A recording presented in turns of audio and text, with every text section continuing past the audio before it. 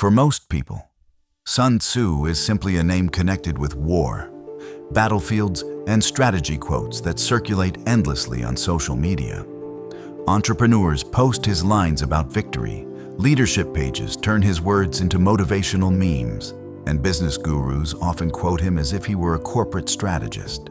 But there is a problem with this popular image. Most of the people quoting Sun Tzu have never actually read him, and more importantly, they misunderstand what he was really trying to say. Because if you remove the mythology and the slogans, something much more interesting appears. Sun Tzu was not obsessed with winning battles, he was obsessed with avoiding them. He was not fascinated by glory, heroism, or domination. What truly interested him was something far less dramatic, but far more important. He was fascinated by costs. In a world that was constantly destroying itself through endless wars, Sun Tzu became one of the first thinkers in history to recognize a dangerous truth. The greatest threat to a state is not always the enemy standing in front of it. Sometimes, the greatest threat is the cost of fighting that enemy. Most people believe The Art of War is a book about combat and military tactics. But if you read it carefully, it becomes clear that the book is actually about something deeper. It is about economics. It is about understanding that war is not only a political decision or military action, it is also a financial gamble. And if that gamble goes wrong, the consequences can destroy entire nations. To truly understand Sun Tzu's thinking, we must first understand the world he lived in.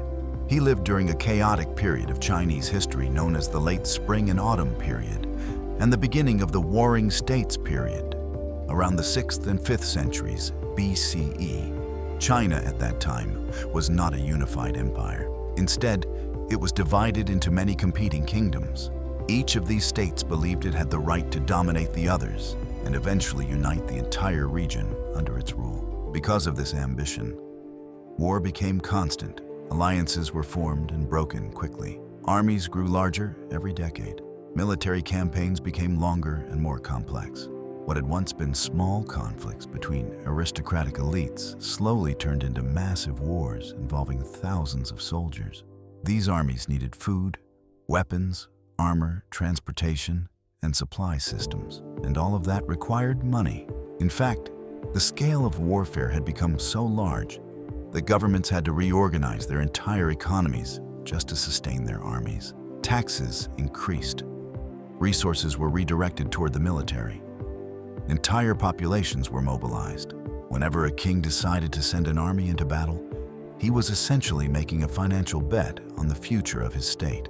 And very often, that bet failed. Most people imagine ancient warfare as heroic and dramatic. But during Sun Tzu's time, war was less about bravery and more about logistics. The moment an army started moving, enormous costs began to accumulate.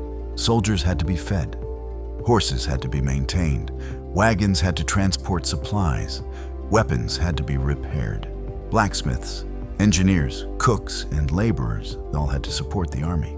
A military campaign lasting only a few months could already drain the resources of a small state. A campaign lasting an entire year could push even a powerful kingdom toward collapse. Yet despite these risks, the wars continued. Every kingdom feared that if it stopped fighting, its rivals would grow stronger. This created something similar to a modern arms race. States kept expanding their armies and launching campaigns, even when it was economically dangerous. This endless competition pushed the entire political system closer and closer to disaster. It was in this dangerous environment that Sun Tzu developed his ideas. And unlike many military leaders of his time, he did not romanticize war. He analyzed it. To him, war was not just a military activity, it was a financial calculation. One of the most famous lines in The Art of War says, "The supreme art of war is to subdue the enemy without fighting." Many people interpret this as philosophical wisdom about intelligence or psychological warfare. But Sun Tzu's meaning is actually very practical. Avoiding battle is cheaper than fighting one. War consumes resources at an incredible speed. Every day an army stays in the field requires food, equipment, and labor. The longer a conflict continues, the more expensive it becomes. That is why Sun Tzu constantly emphasizes speed, efficiency, and intelligence. Winning quickly saves resources. Gathering information through spies prevents costly mistakes. Using deception can achieve victory without destroying armies or cities. In other words, Sun Tzu believed that information and strategy were cheaper than brute force. He even warned that long wars could destroy the very states that started them. A nation might win battles, but if the war drains its economy, that victory becomes meaningless. For Sun Tzu, the smartest general was not the one who fought the most battles. It was the one who preserved the strength of the state. What makes Sun Tzu remarkable is that his ideas did not disappear with ancient history. In many ways, his logic still shapes the modern world. If we look at major conflicts in the last 2 centuries, we can see the same pattern he warned about. Wars often fail not because armies are weak, but because economies collapse under the cost of fighting. The Soviet Union's war in Afghanistan weakened its economy and political stability. The United States spent enormous resources during the Vietnam War. Even the First World War pushed several powerful empires toward economic exhaustion. Sun Tzu would have recognized this pattern immediately. A prolonged war can weaken a state faster than any external enemy. That is why modern powers increasingly rely on strategies that reduce direct military costs. Cyber warfare, economic sanctions, intelligence operations, and proxy conflicts all attempt to achieve political goals without massive conventional wars. These strategies follow the same logic Sun Tzu described thousands of years ago. In the end, Sun Tzu was not simply teaching rulers how to win wars.